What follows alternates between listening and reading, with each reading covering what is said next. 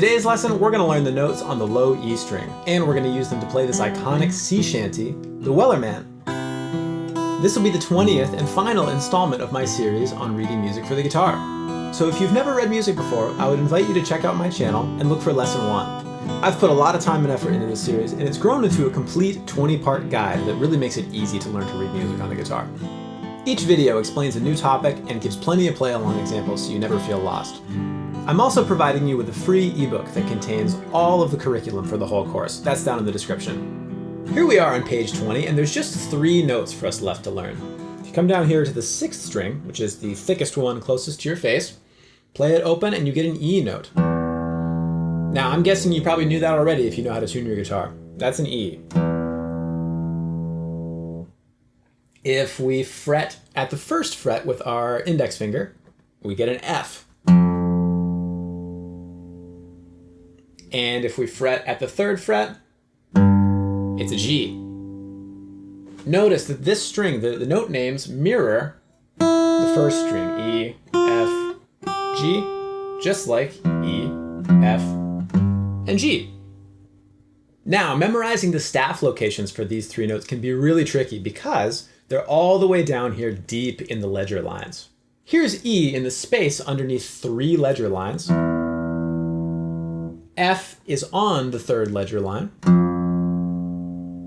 And G is on the space right above F.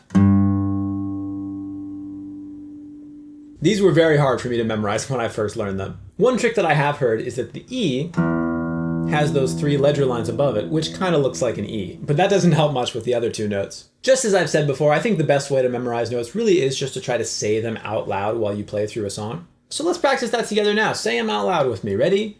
E, and F, and G, and E, and F, and G. Then go in reverse. Play another G, and F, and E. Spend some time saying those note names out loud as you play and really try to memorize the staff locations for E, F, and G. When you feel ready, let's try this first exercise together. This one is going to use those 3 new notes, E, F, and G, as well as the notes on the A string that we learned last time. We're just in 4/4, and there's no key signature, but I do see a sharp down the way. That F sharp we'll need to be aware of. And since all these notes are so new, I would definitely encourage you to try to say the note names aloud as you read along with me, at least first couple of times that you play with me. All right, well, let's give it a try. Ready? 1, 2, 3, 4.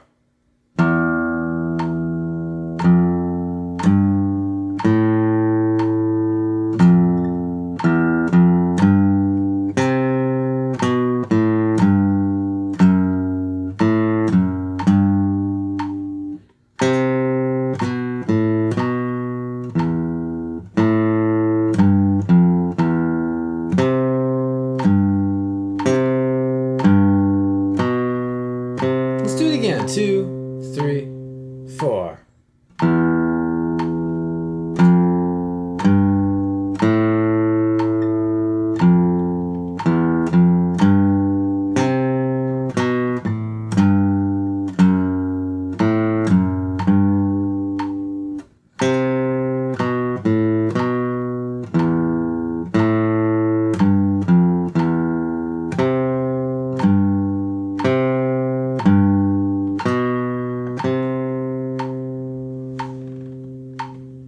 And for the last song in our series, now we will try the Wellerman. Couple of things I notice here.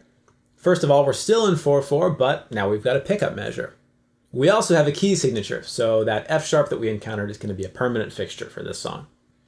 Take just a second to look over the first 6 notes or so, and we'll give it a try. Maybe we'll play it twice, first slow and then second time faster. So don't worry too much about getting it perfect first time around. Just get as much as you can. Ready? 1, 2, 3.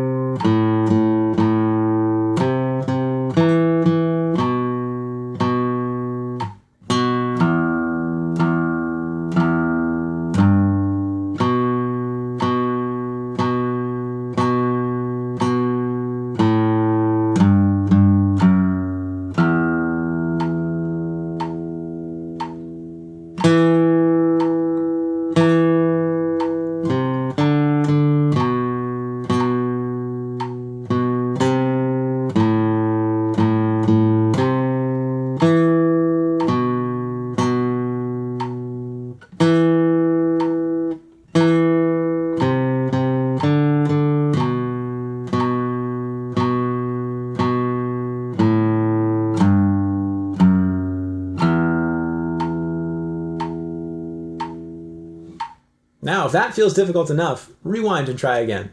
Do it a couple of times before we play it faster. But if you're ready, here we go. 1, 2, 3.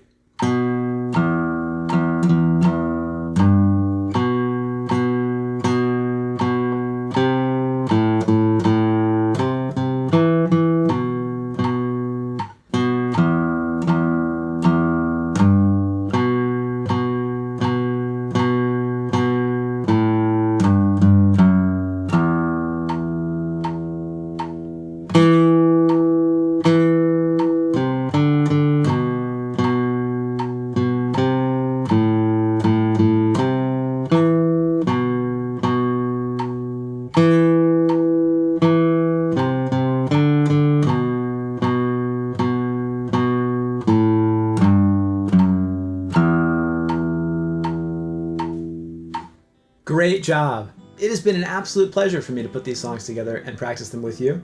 I want to sincerely thank you for choosing to spend your valuable time on this, and congratulate you! You can now read music on the guitar. There are so many wonderful things you can do with your new skill, which I think is going to be the subject of an upcoming video, so stay tuned for that. As of this recording, I do have a few slots open for private guitar students, so if you're interested, check the description for more information. As always, leave me a comment if you've got any questions, subscribe so you don't miss the next lesson, and have a wonderful day.